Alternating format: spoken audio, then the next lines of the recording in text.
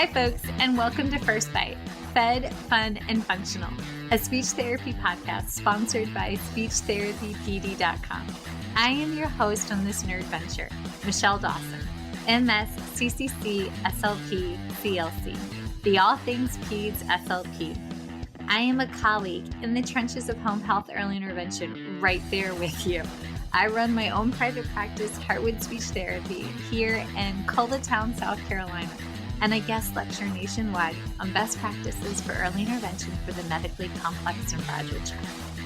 First Bite's mission is short and sweet, to bring light, hope, knowledge, and joy to the pediatric clinician, parent, or advocate. By way of a nerdy conversation, so there's plenty of laughter too. In this podcast, we cover everything from AAC to breastfeeding, ethics on how to run a private practice, pediatric dysphagia to clinical supervision, and all other topics in the world of pediatric speech pathology. Our goal is to bring evidence-based practice straight to you by interviewing subject matter experts, to break down the communication barriers so that we can access the knowledge of their fields. Or, as a close friend says, to build the bridge. By bringing other professionals and experts in our field together, we hope to spark advocacy, joy, and passion for continuing to grow and advance care for our little ones. Every fourth episode, I join in. I'm Erin Forward, MSP, CCC-SLP, the Yankee by way of Rochester, New York transplant who actually inspired this journey. I bring a different perspective, that of a newish clinician with experience in early intervention, pediatric acute care, and nonprofit pediatric outpatient settings. So sit back, relax, and watch out for all our squirrels and enjoy this geeky gig brought to you by SpeechTherapyPD.com.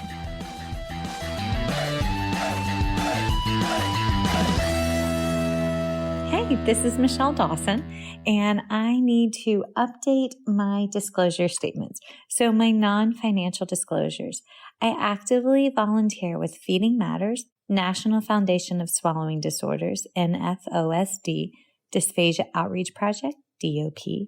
I am a former treasurer with the Council of State Association Presidents, CSAP, a past president of the South Carolina Speech, Language, and Hearing Association, SCISHA, a current Board of Trustees member with the Communication Disorders Foundation of Virginia, and I am a current member of ASHA SIG 13, SCISHA, the Speech Language Hearing Association of Virginia, SHAV, a member of the National Black Speech Language Hearing Association in Basel, and Dysphagia Research Society, DRS.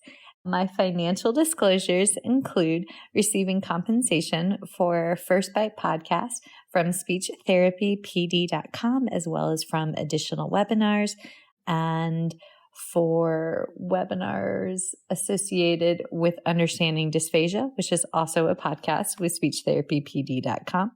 And I currently receive a salary from the University of South Carolina in my work as adjunct professor and student services coordinator, and I receive royalties from the sale of my book, Chasing the Swallow: Truth, Science, and Hope for Pediatric Feeding and Swallowing Disorders, as well as compensation for the CEUs associated with it from SpeechTherapyPD.com. So those are my current disclosure statements. Thanks, guys. Hi, this is Erin Forward, and these are my disclosure statements. I receive a salary from Cincinnati Children's Hospital Medical Center. I receive royalties from Speech Therapy PD for my work with First Bite Podcast and other presentations. I also receive payment for sales from the First Bite Boutique, which I have with Michelle Dawson. For non-financial disclosures, I am a member of ASHA and a member of Special Interest Group 13. I also am a volunteer for Feeding Matters. I am a contributor for the book Chasing the Swallow with Michelle Dawson, which I receive no financial gain. I also am a member of the South Carolina Coalition Committee with ICDL-DIF full-time. The views and opinions expressed in today's podcast do not reflect the organizations associated with the speakers and are their views and opinions solely. Great, everybody. We are back with two of the most amazing pediatric dysphagia, pediatric feeding disorder SLPs in literally the entire globe, because today's episode is brought to you from Australia and Alabama, and then we're coming in hot with Virginia and bringing in Ohio. And this was probably an act of God to pull this off, because about 40 minutes before we went to record last time, Goose Danger Dawson, in his infinite talented self, sprained his ankle pulling his own sock off and managed to punch himself in the face.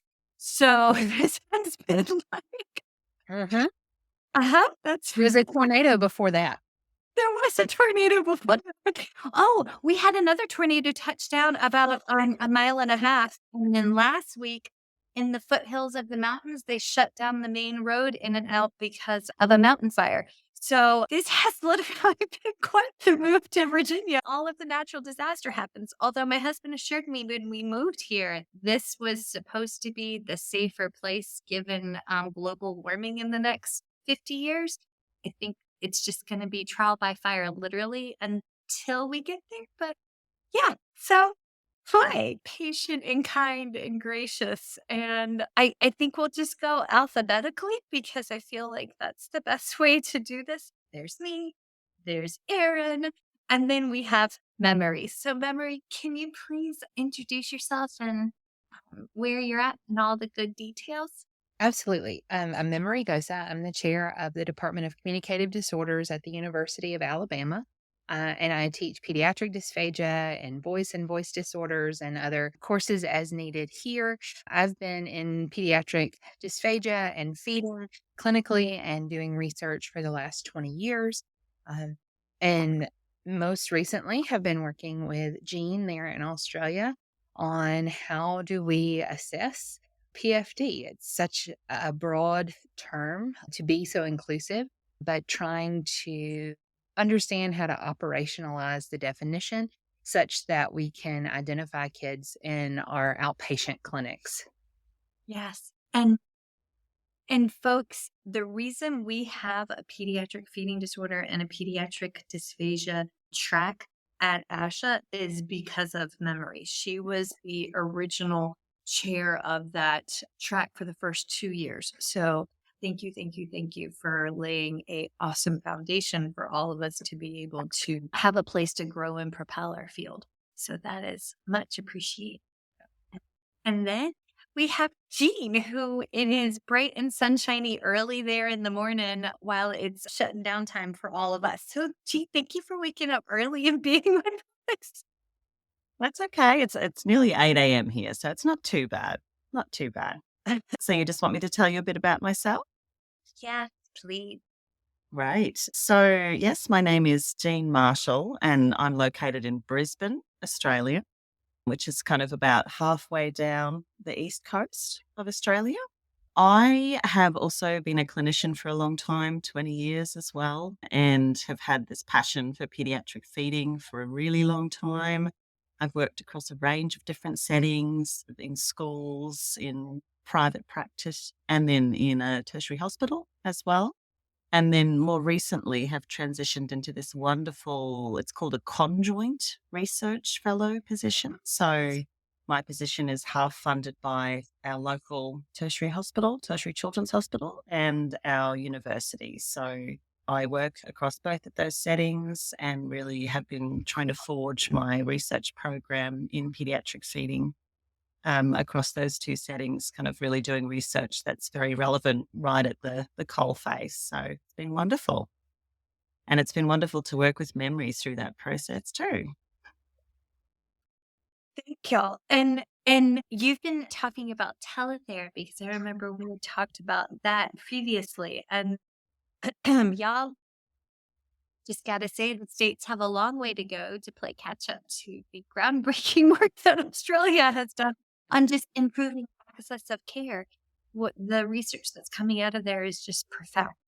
So Yeah. is there a journal or a favorite resource you would recommend folks follow up with? Around teletherapy specifically, I mean, we've published a lot in dysphagia, just Journal of Dysphagia, Journal of, I'm not going to say it right, telemedicine and telecare, I think. Or I don't know. I know Professor Liz Ward here, who's a wonderful friend of mine and of Memorie's, has done a huge amount of work in this space, particularly in adults. dysphagia care. So she was probably the mother of telepractice in Australia, and from her, a lot of work has evolved. So she actually co-supervised Madeline Ratz with me a few years ago, who's done the pediatric dysphagia work in this area. So yeah, I would look up anything that Prof. Liz Ward has written as a great guide in that area. And we had Madeline on several years ago. She was utterly delightful. Yes. Yeah, she is delightful. She's got a little baby now. Really? It's a Mhm. boy or girl. Little girl. We had Shav last week, and one of the colleagues brought their baby, and she had the biggest bows, and she was 5 months old and sitting up. And I was like, I know you don't know me, but can I please smell your child? She looked like it was crazy, but then she let me smell her. So I was like, okay, good. I can move on about my business. But like, she smelled like lavender. That's the best thing in the world. But yes. And then Erin, hello, Erin. How is Cincy? Hello. It's good. It's Yeah. sunny. I'll take it. It's not snowing. So, what more could you ask for? Nice. We have the boys decorated the trees with the Easter eggs, and I caught Goose putting the Easter egg on a string on a stick and slingshotting it into the tree. So today, when we got home, we had 7 eggs to pick up off of the ground to attempt to shoot into the tree. So, yay for sunshine and outdoors. Well, okay, we have a lot of ground to cover, but we've got our questions, but today's topic is all about prom. So we're not talking about the kind that we get dolled up for and go on the dates, but the other kind. So could someone explain what is prom? Yeah. And, we just talked about how this particular episode kept getting pushed back and pushed back, but now it has landed squarely in prom season. So maybe it was just meant to be. We've enjoyed seeing everybody dolled up here in Tuscaloosa the last several weekends as the high schools have done prom. But proms, as they relate to pediatric feeding and swallowing disorder, are parent reported outcome measures or patient reported outcome measures. So they're specific tools that we can use that gather the patient or the parent's perspective about whatever the topic is. How would you add to that, Jeanne? Yeah, I think that's a perfect description, actually. They can be something that is collected during the course of an illness or condition. They give us information that the clinical assessment really is just not going to give us. So information about how the condition is affecting quality of life for that family, what are the things that you would normally ask in an informal interview with a family. It's usually put into a PROM as questionnaire. So something akin to like a swall qual with our adult patients. Yeah, absolutely. Okay. And how are y'all using a prom within the space of peds? Like because I'll be honest, I've struggled trying to find something that takes into account that psychosocial domain for pediatric feeding disorder, because sometimes the tiny human is too tiny, I feel like, to gather that what is that quality of life impact. And the caregivers are the ones that are falling apart because they're so stressed. Yeah.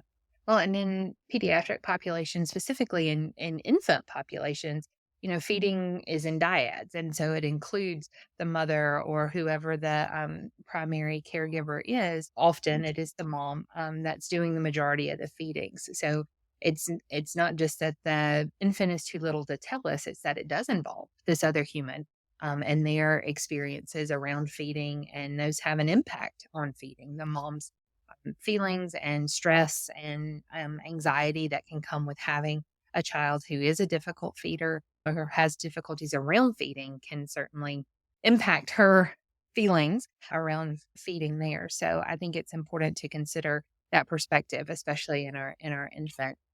Jeanne and I just came to this topic through organic conversation around what are you doing in your clinic. So we're on opposite sides of the world, but we are treating the same pediatric feeding disorder in in both places. And so the conversation, just in a general sense, was, tell me about your protocol. Like, what all are you using now in your space to gather this information that's going to touch across these 4 domains, so that we're not just limiting what we see in a speech pathology clinic to feeding skill. If we're truly trying to diagnose and understand pediatric feeding disorder across all 4 domains, what are you using to do that? Because Jeanne mentioned when she was talking a minute ago about how a lot of this information can sometimes be gathered in an informal kind of interview process.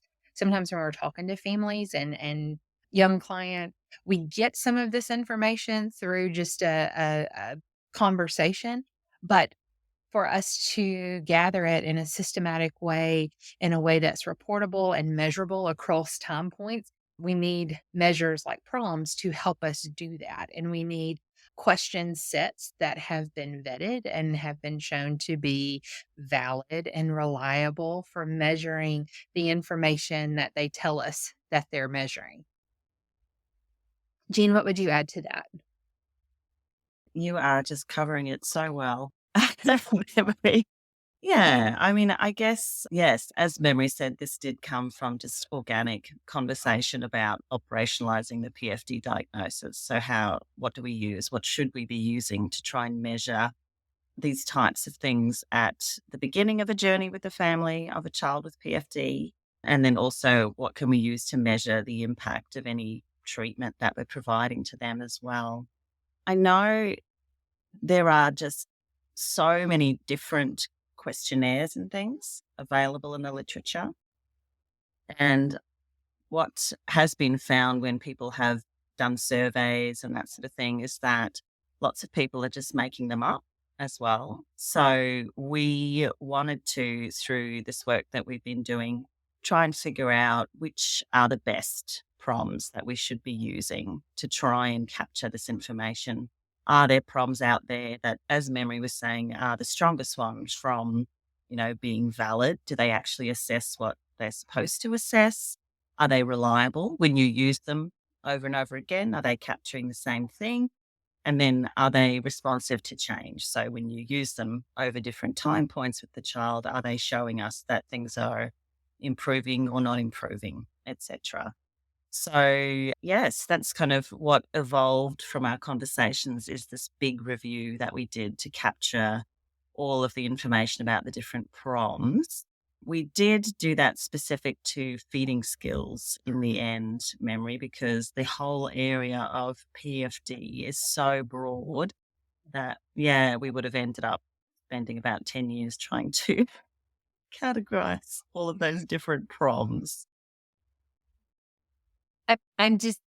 I like the origin stories, because I feel like the origin story of, like, Meg and I were having a quick conversation today on the phone when I called to tell her I screwed up the dates for the due dates for the PFD invited talks. So she goes, "Hey, I have an idea." And I was like, "Oh, what about this?" And it was just like this rapid fire spitball while I'm speeding down the highway, going slightly above the speed limit in a safe manner down the highway. But, like, the origin story is just, that's what hunger for knowledge and to make the world a better place. It's how do we then act on it? Yeah. Well, and also a desire to provide, quality care. The working group that provided the PFD definition and framework, I mean, that was several years in the making, right? So it was thoughtful, it was deliberate in considering all the ways in which we've missed families and kids that needed help in the past, because we just so singularly focused on one area or another, depending on our discipline specific lens that we approach problems and challenges with. So I appreciated the work that went into the definition there, and then having that in the clinic was great. But then it was like, what do I do with this? How am I going to use this in a way so that it can be beneficial? And there are, to Jeanne's point, so many. Like, if you do a lit search in PubMed, tell me things that can help measure feeding skills. Well, you get thousands of papers that come out. So the challenge for clinicians is, how do you weed through that. And Jeanne and I are both clinicians. So in addition to doing research, we still see kids and infants and on a regular basis trying to help families that experience pediatric feeding disorder. So I think the origin of it grew from just a very real place of, well, what do I do in my practice to meet the challenge that is introduced with new diagnosis codes and those kinds of things. I'll be honest, at the universities that I worked at previously, one of them would not touch PFD in the university clinic because of concerns of fear of liability. One of them did, but we did not have, I want to say FIM scores. That's what it equates to in my mind, the functional. We did not put those in place. And part of that was time constraints. I was a clinic of one. We were going through our initial accreditation. It was, I fall back on the implementation science piece of we set up this aspect of it and we're in the process improving. And that's where that implementation science may be a subset of the world of speech pathology, but it touches on every single area of practice, but through the way of assessing what it is that you're doing towards process improvement. So folks, if you do not use a PROM in this moment, that's okay. You can give yourself grace and then take this as a meaningful opportunity to say, okay, well, what can we do? How can we do? And what can we implement? Because that's the fear of the not knowing that you're missing something. Sorry. Oh, and I think too, there are so many different PROMs available of varying quality, but that they're also measuring different aspects. Jeanne mentioned that we've just been narrowed in on what are the PROMs that we can use to help measure feeding skill, to help us understand the parent or the client, patient's perspective of their feeding skill. Well, then when we start talking about that, you've got chewing, but you also got the swallowing piece that goes with that. Swallowing might include some aspiration risk, but there are measures that just solely focus on aspiration too. So even within feeding skill, there are lots of different areas that these specific PROMs are trying to provide additional information. Is there particular PROMs that y'all find that you use in your practices bring you joy and good evidence? So we started conversations around what, like we told you, what are you using in your clinic currently? And a lot of the different measures that we use here were parent reported outcome measures. So one that is or some that are in our protocols include the sensory profile. That's a parent reported outcome measure. The behavioral pediatric feeding assessment scale, the BPFAS, that's one that we use here on a regular basis. That's also a parent reported tool. The PDE-10 is a parent reported tool. Jeanne, I'm going to stop so you have something to talk about.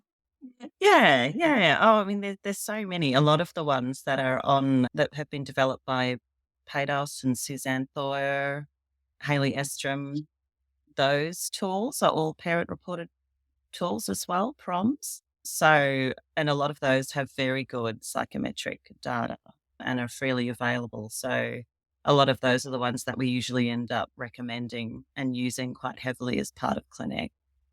And those, in addition to being valid and reliable and all the things that they're supposed to be, they do provide terrific information. So I don't know how it brings me joy in the same way that other things do, but in a clinical assessment setting, they do provide terrific information. And I think the importance too of there's so much value to that parent report, patient report, both from you're getting information of what's happening when you're not there. I mean, the amount of times that I have a family come in and be like, especially for an evaluation, like they usually do this at home and they do the complete opposite because it's a completely new environment and that's not what they're used to, whether it be they do more than the caregiver is going to say or not.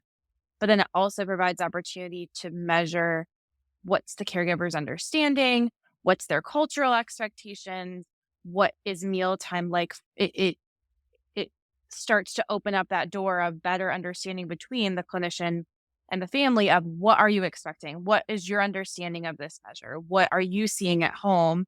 Which I think in the long run provides better therapy for everyone because there's more checkpoints for where those breakdowns might happen, where if you're just looking at your perspective with the child, there may be all these breakdowns that you have no idea are happening because you're never touching base with that caregiver's Yeah. understanding.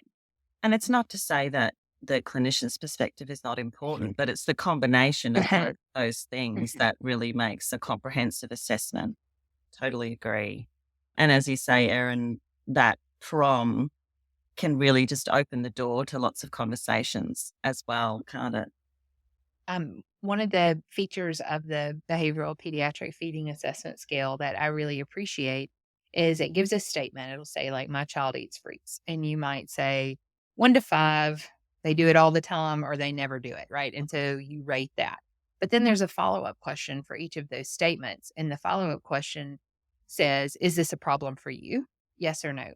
Because many things that have been reported to me that I think, yikes, that we're going to work on that. Parents will report back, it's not an issue, like that eats fruit statement. Well, sometimes the mom might say, well, I'm fructose intolerant, and so we don't really have fruit at the house. And so that's not a big deal in our family. So those kinds of insights, to Erin and Jeanne's point, is really helpful, especially around goal planning and goal setting. We want to do things that are culturally relevant and important for the family, right? That's how families say this was successful or not, is when it improves quality of life for them and their family and meal times for them specifically. So I think these types of tools give us that insight that other tools would miss because we wouldn't ask those same kinds of questions. Like having a tool also from the clinical supervisor perspective. Every single one of us on here mentors the next generation and trying to teach a student on how to ask a question of a caregiver when they themselves are not, or typically not, parents. How do you hold those conversations and elicit that information can be really, really challenging.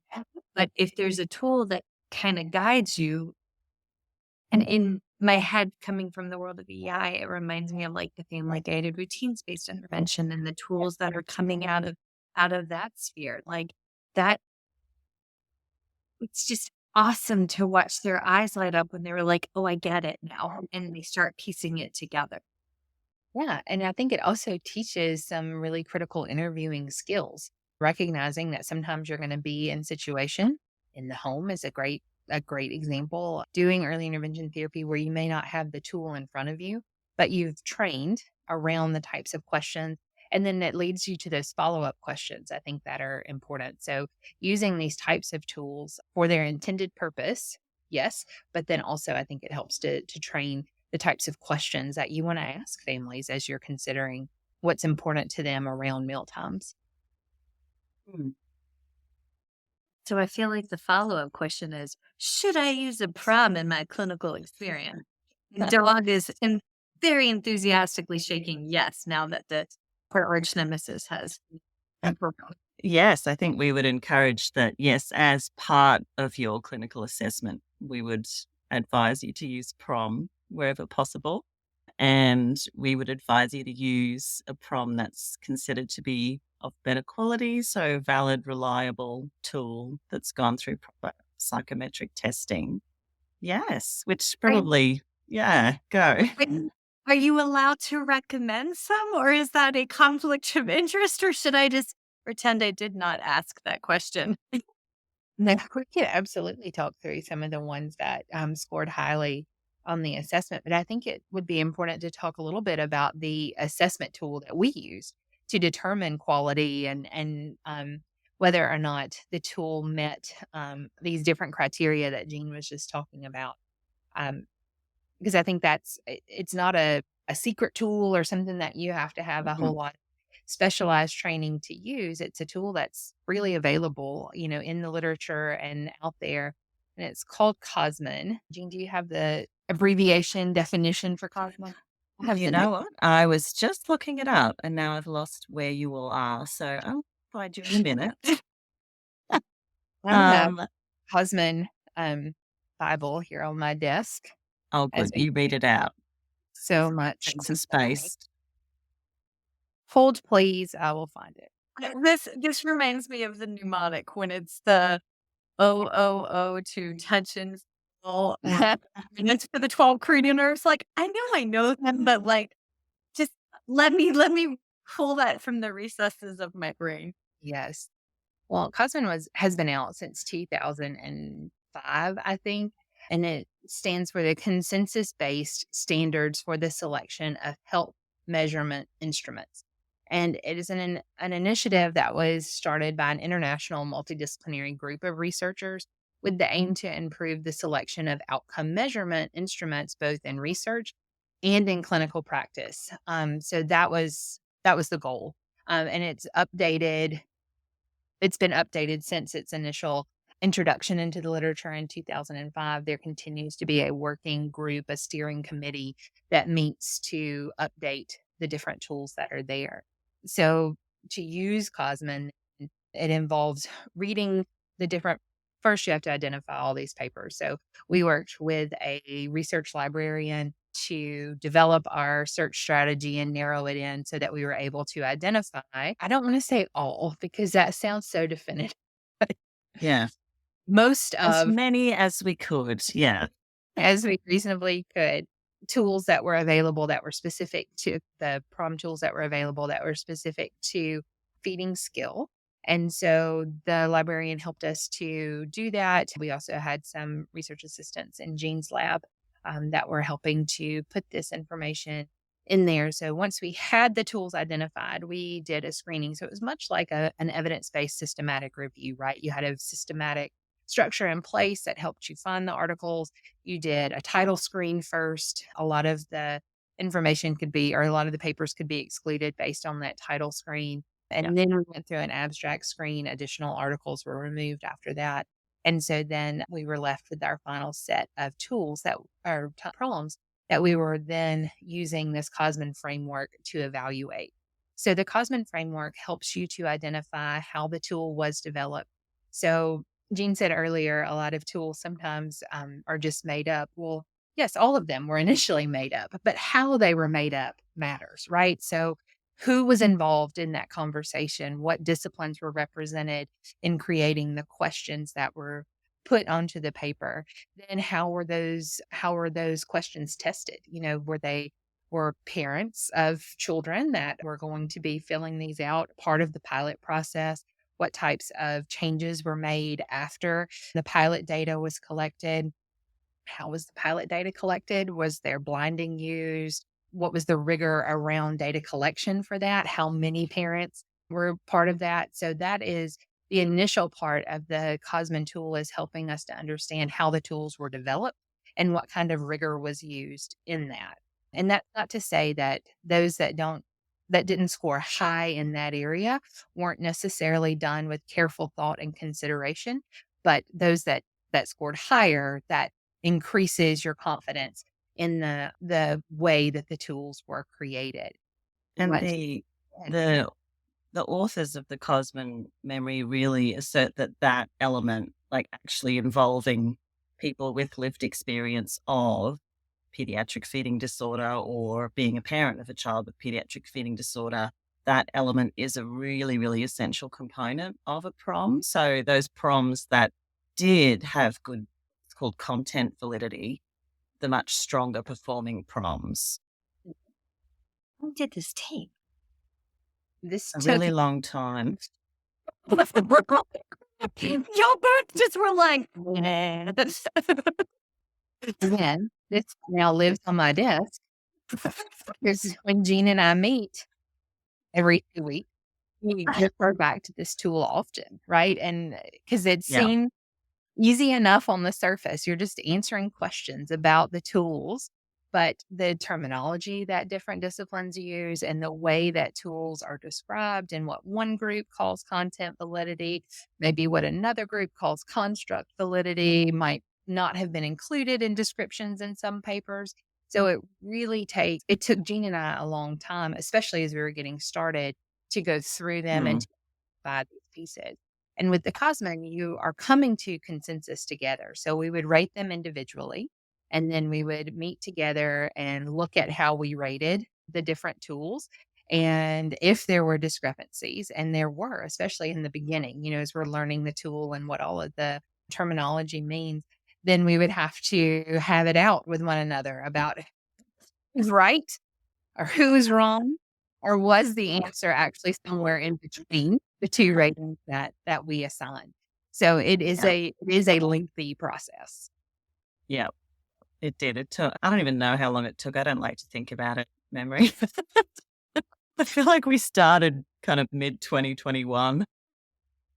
Oh, I think dog agreed with that, and that was not a dog. That was a bird. But so this has been going on it's 2024. Bloody hell, that's like almost 3 years worth of.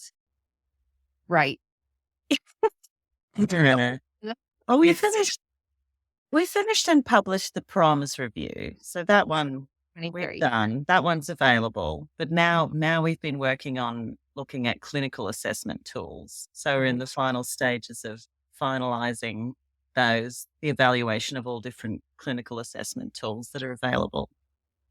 So that was the logical next step. So we get the perspective.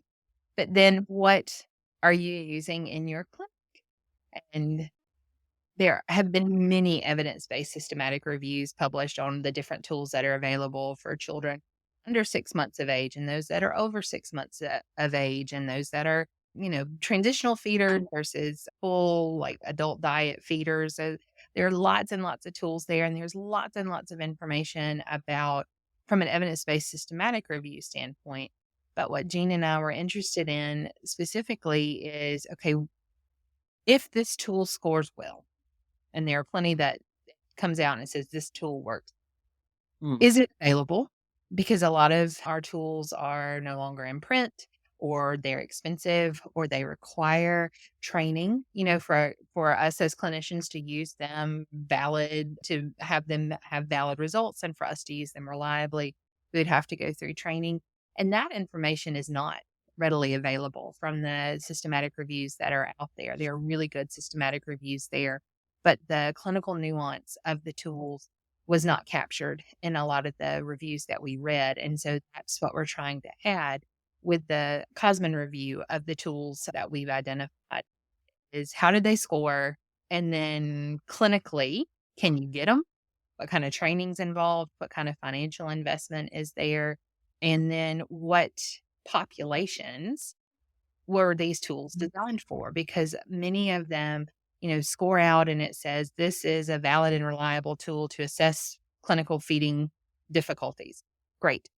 The nuance there is that it might be for kids with neurodevelopmental disabilities, or it may have been worked on kids with or autistic children, or it may have been done on kids with upper air digestive tract anomalies.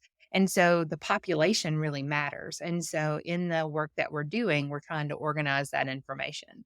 Yeah, and then also really looking at how it maps to those different elements of the feeding skills domain too. So what is captured in the various different tools that we looked at. Yeah. Which element specifically. But this is a conversation that Erin and I have all the time. Most of the babies that we serve don't fit one box. They may be autistic, but her and I have both worked with plenty of patients that are autistic, but they might have an underlying cardiac issue or a comorbid aerodigestive tract component, or like it's not. Just speaks to the complexity of humans and PFD in general, doesn't it? But knowing that information and knowing the tools that you've selected, who they've been validated on previously, I think helps you make an informed decision about what you're going to use in your clinic. Because you're right, it is multifactorial all the way across the board.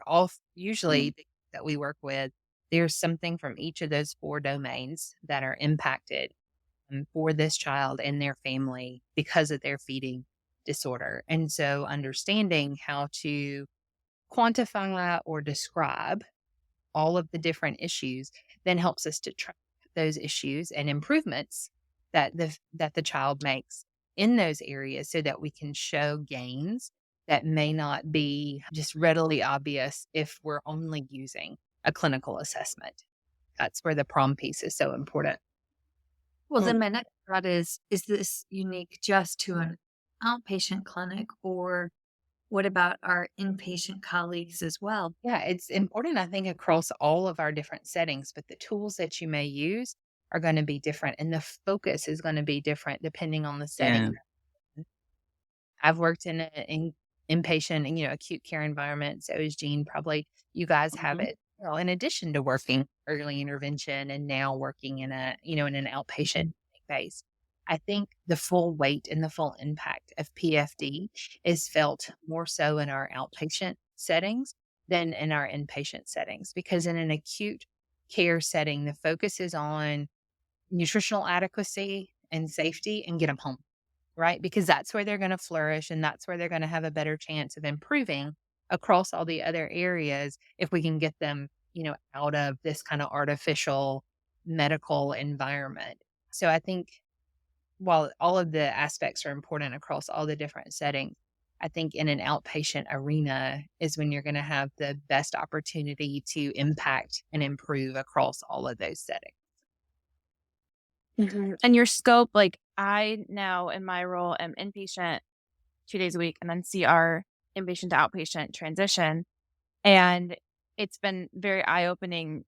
Our scope just gets bigger as children leave the hospital because there's not as many providers all right there making all the decisions together. And even being at the hospital, sometimes I have trouble getting a hold of a doctor or somebody or who's in charge of what once they're no longer in this acute situation. And to Michelle's point, a lot of the children I see are taken care of by so many specialists. And sometimes it's like, wait, who's in charge of their tube feeds or who's in charge of this or who's in charge of that? And so then we're having to also take that case management type role as well, just to get answers.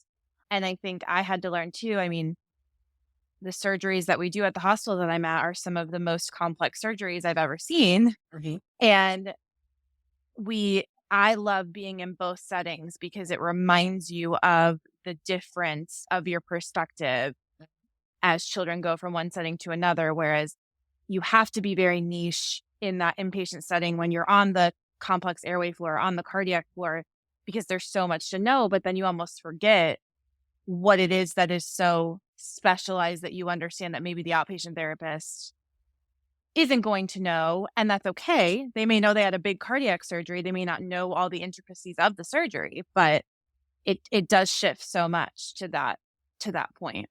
Yep. That gets back to an identifiable theme that the topic committee kept coming back to this year, was that the continuum of care and who has ownership and responsibility from inpatient to outpatient to home health to schools. Whose responsibility is it to reach out? And essentially the onus is on all of us. It's a non-billable code. Even it's not billable time, even with the new caregiver CPT code coming out, because we're both licensed professionals. So we can't bill anybody for our time in continuity of care, but good quality care will focus on carving out a few minutes in the day to reach out to the colleague that had them previously or who will be receiving them. It's just, how do we make those moments possible? And I don't have a solution for it. It's just we truly are all interconnected in what it is that we do. Having high quality tools to do a high quality assessment better equips us with communicating the results of those assessments to future and current colleagues that are involved in care. But Yeah, wish- that's exactly what I was going to say, Michelle, like using a predictable tool or battery of tools to be able to communicate your results will improve your handover quality, I think. yes. Because, yeah, I mean, I think the journey of supporting a family with feeding needs often does start in the hospital, even though you kind of feel that full impact in an outpatient setting potentially. I know a lot of the families I've worked with, sometimes feeding is what's holding them at the hospital. So it might be like, okay, well, once they're feeding better, then they'll get to go home. And then all of this pressure and stress sort of comes around, well, they need to be drinking more. They need to be, drinking more to get off this tube, or drinking more to be able to go home so we can trust they're going to be able to cope at home.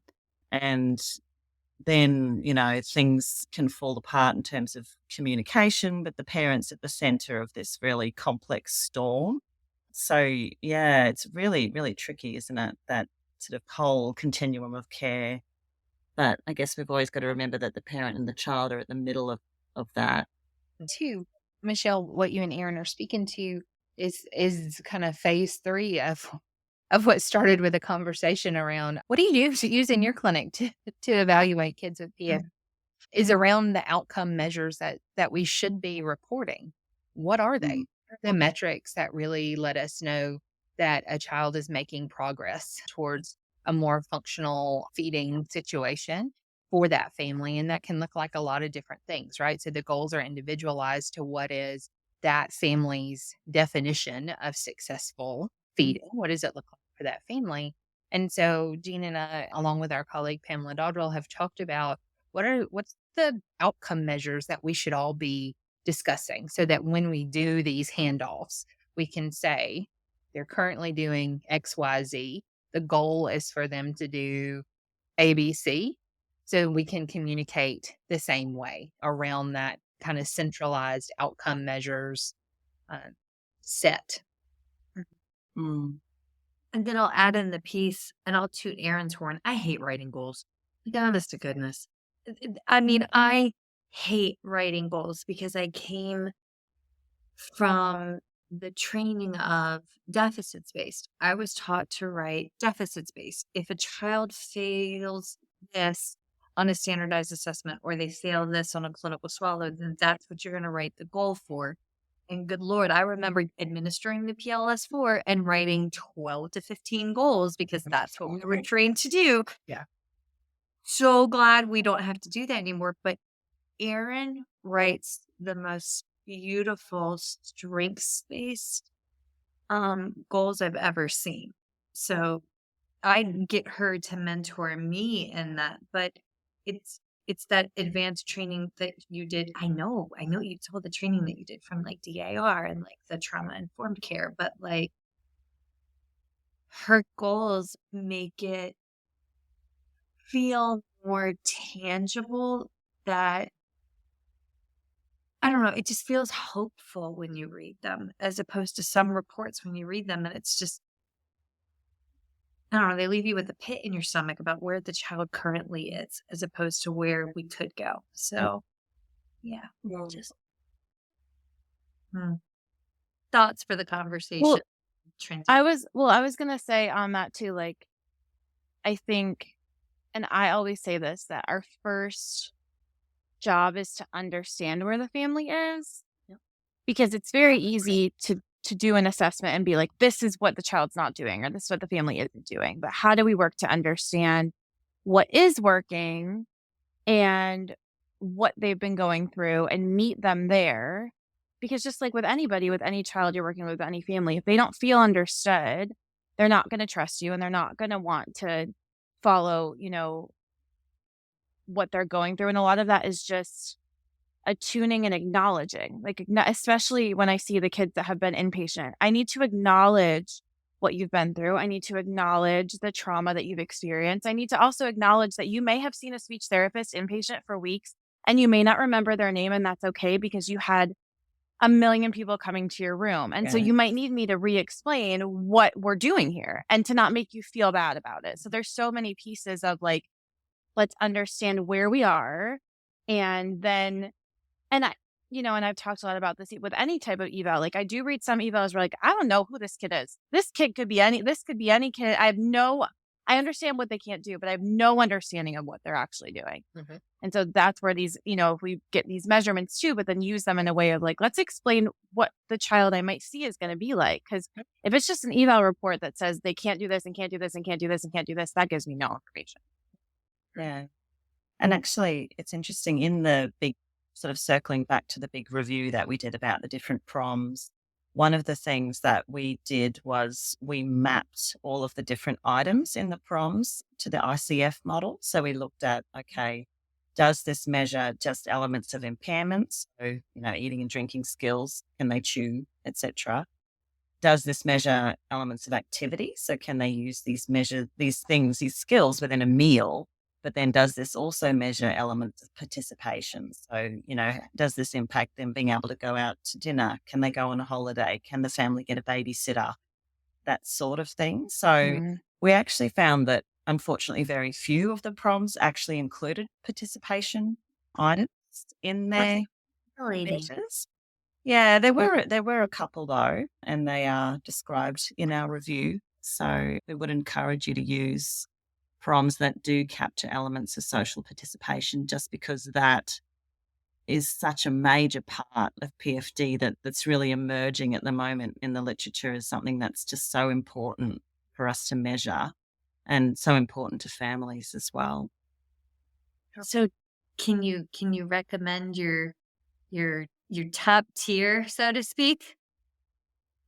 Yes. Yeah, I think so. I mean, we've written them in our paper. Jeanne or me or Pamela Dodrell is the other author there, and we can share a copy if people are interested. We can always do that. There's no rules against that. And so I had just pulled it up to look and give you some information there. So on tables both 2 and 3. So table 2 goes through the methodological quality there. So it's going to talk about the cross-cultural validity. Has it been tested in more than one group of children, either different diagnoses or in different countries and truly different cultural variables there. And it's responsiveness and hypothesis testing and all of that.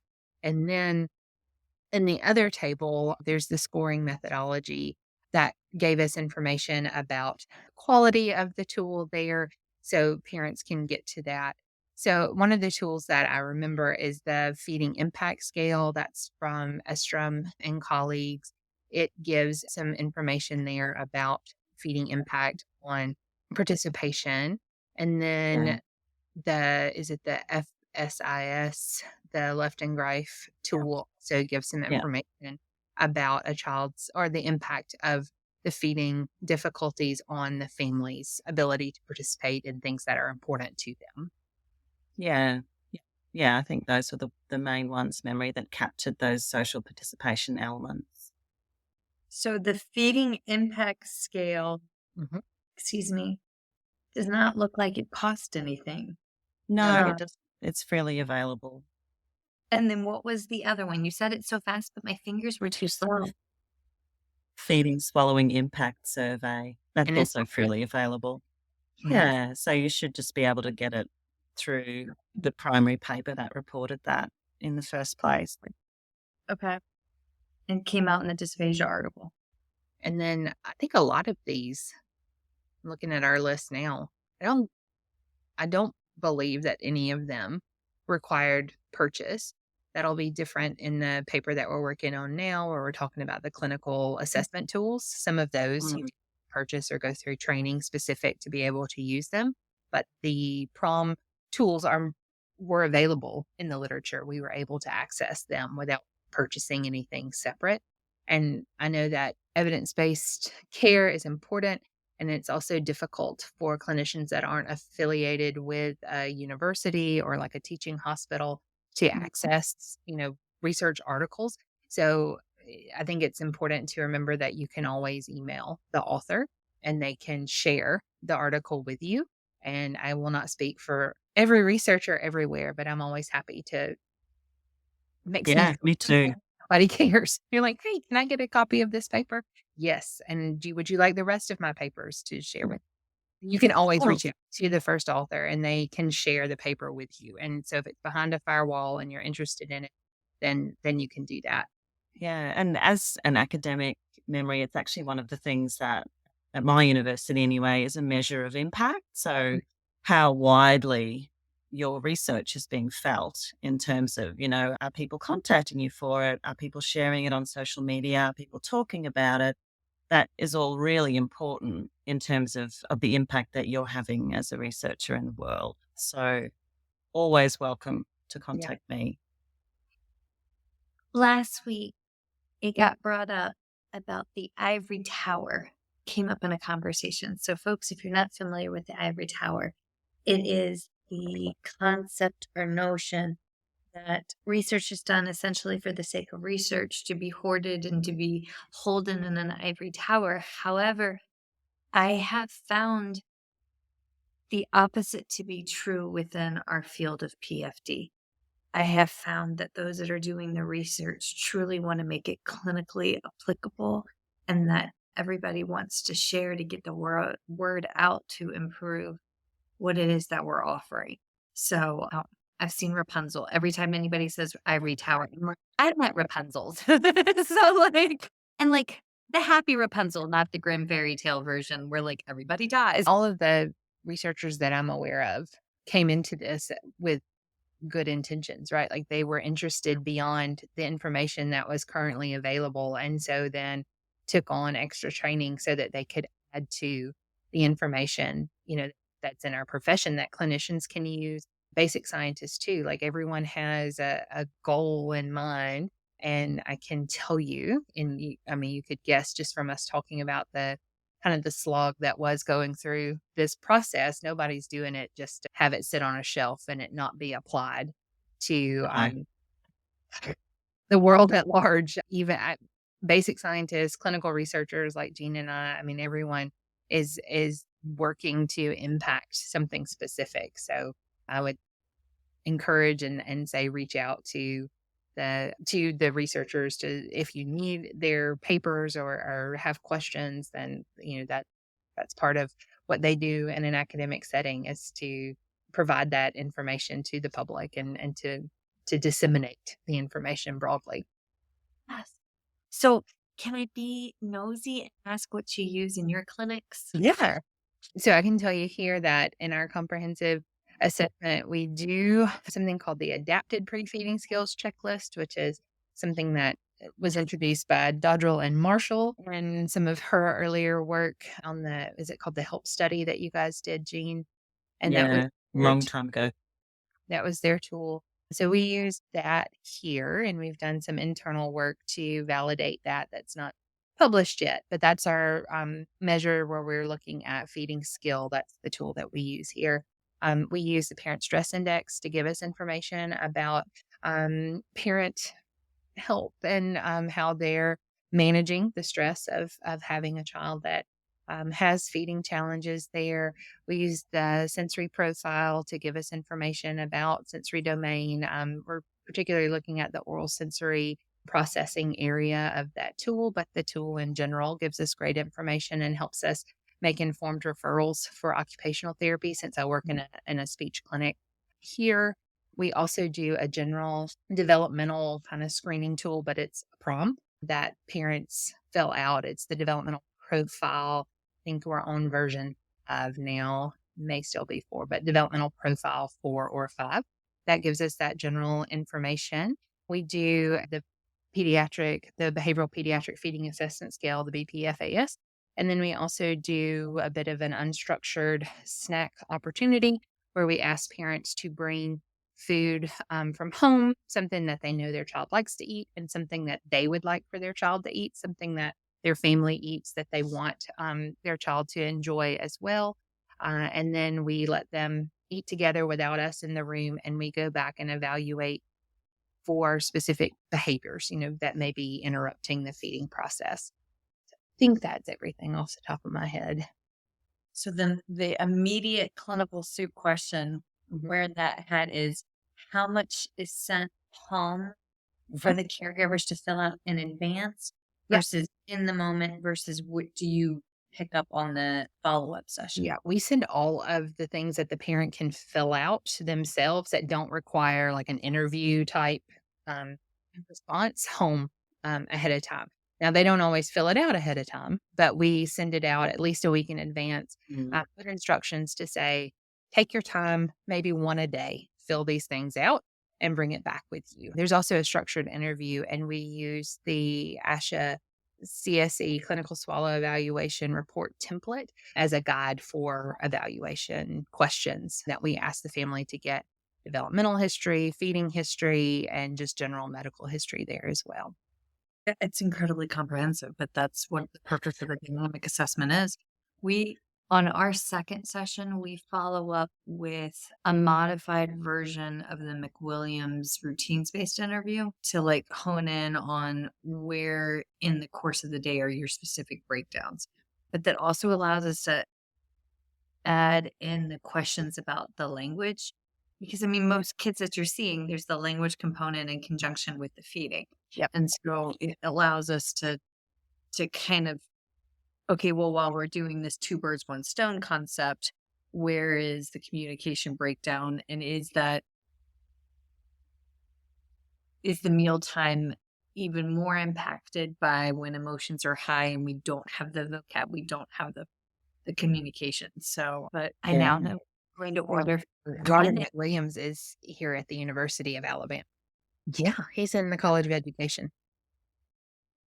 Oh, I have so many ideas and regrets. Listen, legends are made right here. I want to create a pediatric feeding disorders routines-based interview. That's what I want in the world. One specific for it. We'll write it down. We'll see what we can do. Jeanne, what's different about what you do at your clinic versus what we just talked about? Look, I mean, most of my focus at the moment is research. So I don't do a huge amount of clinical work specifically, but the types of tools that I've used historically in an inpatient setting, there's quite a useful, it's called a pediatric assessment scale for severe feeding problems. Passive, which is specifically for tube-fed children, which asks it's a PROM as well, so you can get some information about how things are affecting the family. And then the early feeding skills assessment from Suzanne Thoyer is quite useful as well for infant feeding, which is predominantly the clinical space that I've occupied more recently. Historically, we've used things like the BPFAS quite a lot, and we've used the parenting stress index as well. And I've also found quite useful in the past asking parents, like if I'm going to send something home, I'll ask them to fill out a bit of a food diary, but it's also got information about what's happened at that point in the day. So a little bit like a combination of what you were talking about, Michelle, like saying, okay, what was happening at that point in the day? Were they tired? What happened? What type of textures were offered? Was this a new food? So it's not just tell me about, what volume and type of food they ate. There's a lot of kind of richness of information about what's happening in terms of behavior and response and what else is happening for the family at that time, so that I can unpack a bit about what's happening in the home environment. And then, I mean, I know we said not to make stuff up, but we have quite a few years ago now, I worked with a few clinicians to put together, we pulled from a whole bunch of research evidence, some normative data, and put it all together into some clinical assessment forms. So we've got a clinical assessment form for infant feeding, one for transitional, oral motor type development kids, and then one for children who have more of a restricted diet as well. So because there were no fit for purpose forms that you could use as a catch-all, we have got those that are quite useful and semi-evidence-based. They've got information from the literature, but it would be great to actually validate those as a means of assessment. Yeah, so those are the main things that we use at the moment. We ask for a 3-day diet history, but most often we end up doing a multi-pass 24-hour diet recall because it's hard for families to do that 3-day diet history, especially for our school-age kids, because the majority of the things they eat, the parent doesn't see. So absolutely. We ask for a 3-day diet history, but we most often get a multi-pass 24-hour recall type information. Sometimes even asking the family if it's feasible to take photos, use their phone to take photos of some of the things that the kids are having across the day, can give you an idea without them having to write it all down of, the texture, the volume of what they're having. I'm completely guilty of creating the report that I needed. because but what I needed was something to coach the students through and how to ask the questions. Mm-hmm. So I built what I needed. And honestly, part of me wants to send it over to you for review, but then at the same time scares the bejesus out of me to have y'all put what is it? Cosmin. Break I want out the Cosmin done to it. Yeah, I want you to Cosmin my email, but at the same time, Erin, what about an outpatient efficiency?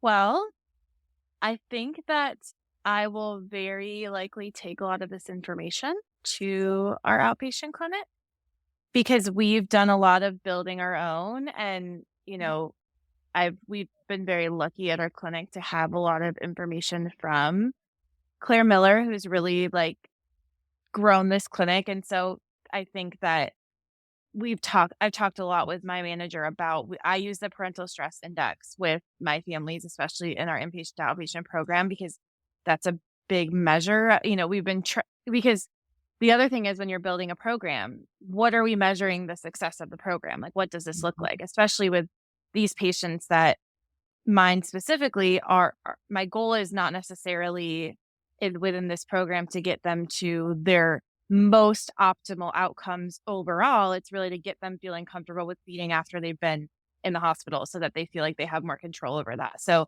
I've used that. We've definitely used the behavioral feeding measurement that you both were talking about. And we also, and I don't know if this is one that, I'm sure it's one you all have measured, and you have to be trained to do it. But the dysphagia, I'll have to find the name of it. Yes. We started because they do the behavioral feeding. That's the measurement we use a lot in our interdisciplinary feeding program. That's kind of what they've used as a whole to measure outcomes there as well, which I think has been really helpful because we have OT, speech, and registered dietitian all going in at the same time and asking those questions together and kind of collaborating. So that's been a really good measurement for the team, the interdisciplinary collaboration. And I don't think that we can completely move, there is no catch-all assessment that we can do that's going to meet perfectly the needs of every child and family. We've already established that this area is so multifaceted. But I think what we're saying is just to try and incorporate some of those validated measures as a part of your whole assessment battery for some of these kids will be helpful, because if we are using them more consistently and using the stronger measures more consistently, then we'll be able to collect kind of information about the whole group of children. Yeah. Michelle, if we go back to the question that you asked us about recommendation, the whole study found 14 different PROMs across, I think, 22 different papers, because some of them had been reported on in multiple papers that are appropriate for use in determining or assessing the feeding skill domain for PFD. The ones that had the stronger content validity scores were the PDE, which we've talked about, and the CHOMPS as a parent-reported measure of oral motor skills, and they actually measured different skills across those both of those tools. And then the feeding impact scales, the FIS, is the one that scored highest. It includes some measure of social participation. So those were the three that in the conclusions of the paper were recommended based on how they scored in the Cosmin. But all of them, some of them, it just depends on what you need in your clinic, the types of kids that you're seeing and the needs that you have. And then within the paper and those two tables, you can look at the 14 different tools and see which ones might work best for the population that you see. And all of those were freely available, we found. So, yeah. And it's also, the more, so much of what we do in feeding, there's so much critical thinking. There's so much of, experiences that we've all had as clinicians and what we've learned from our patients and our caregivers. But the more information we can have in regards to the assessments, the more comfortable younger clinicians can also start to feel in having these resources, because it is kind of, if with my communication and language patients, I had to remember everything that every piece of information I was supposed to get. That's a lot Mm. in creating these assessments. I think there's a lot of clinicians, Michelle, like you said, you built an assessment you needed, but you have all of this clinical experience and you've taken from these other assessments to know what you needed. But for younger clinicians to have something that I'm getting the information I know I need, I'm going to also need to use my critical thinking skills, but I feel a sense of safety and comfort in knowing this assessment is well measured and well documented. And I'm getting a good picture of this child without having to, pull all these questions from nowhere, essentially. Well, But and then, you forget things if you don't have kind of a Yes. way to Uh-huh. interview. Yeah. but then Yeah, like when you're like, I forgot that one question, and you just like beat yourself up after an eval. You're, oh my goodness, and then yeah, then that gets us back to the big picture of how many students, how many younger clinicians are currently getting a pediatric dysphagia, pediatric feeding disorder class that's mandatory as opposed to maybe a one-night lecture embedded in within an adult dysphagia class. And goodness gracious, are they actually getting any hands-on in a clinic or in a practicum? And if they're not, then they're just tossed to the wind. And it's like, good luck, Chuck. You have a degree. Go save the tiny humans. And then that scares the bejesus out of me because, like, we of the things that I wish to solve in the world. But this That's is a a big one. start. Mm.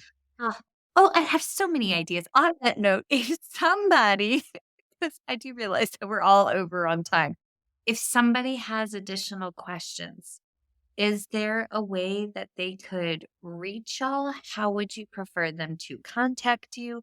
Also, everybody, please join ASHA SIG 13 and attend Feeding Matters because these are very, very, very critical things to your growth as a PFD clinician. But what are your thoughts, ladies? I think Dina's going to represent us at the upcoming International Pediatric Feeding Disorders Conference. So she's going to present this information there. And I think at any conference where you see us or we're presenting, we're happy to answer questions and talk then.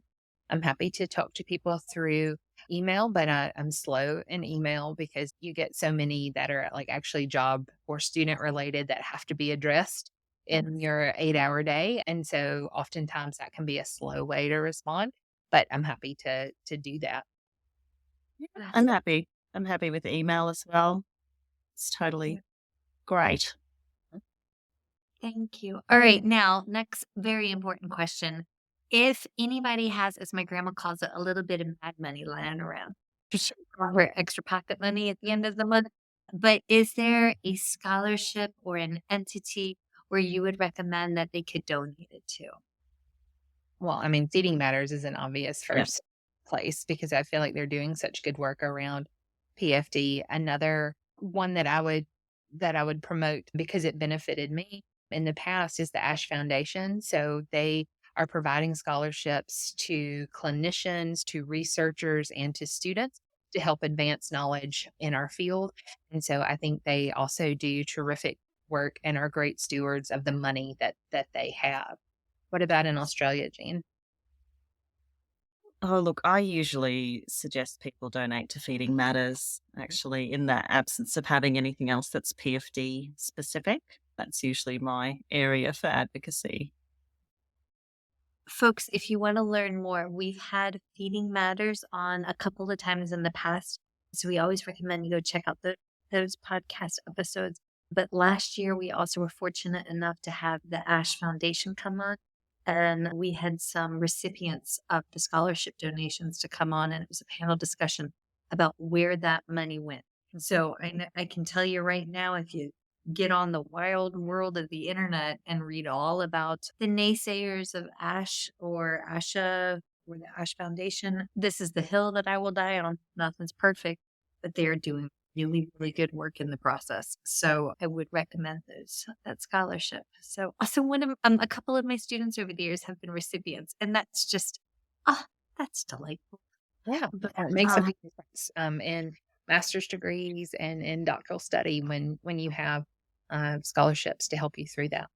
Yes, especially when it comes down to paying your grocery bill. Because at the end of the day, well, ladies, Erin and I are ever so grateful for your time.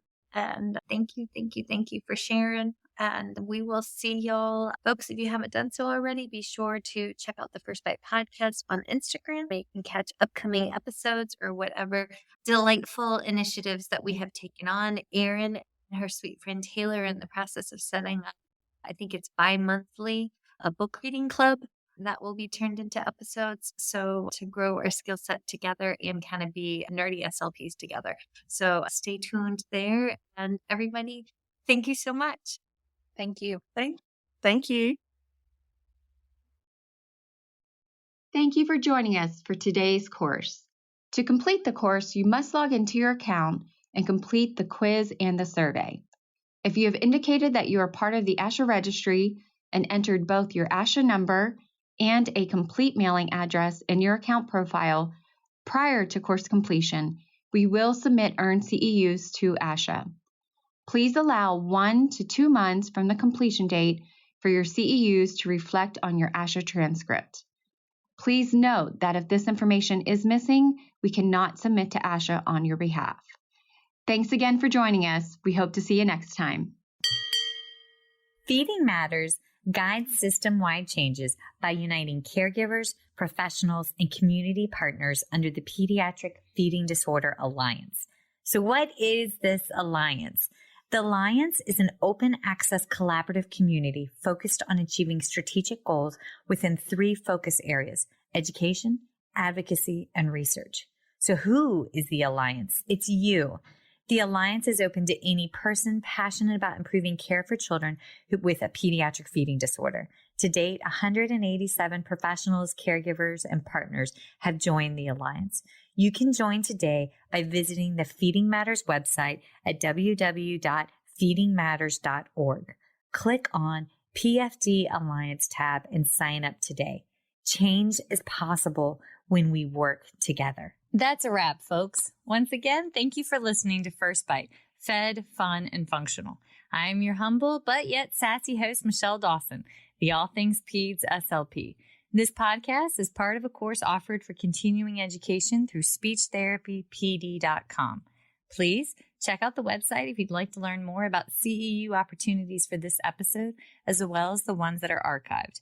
And as always, remember, feed your mind, feed your soul, be kind, and feed those babies.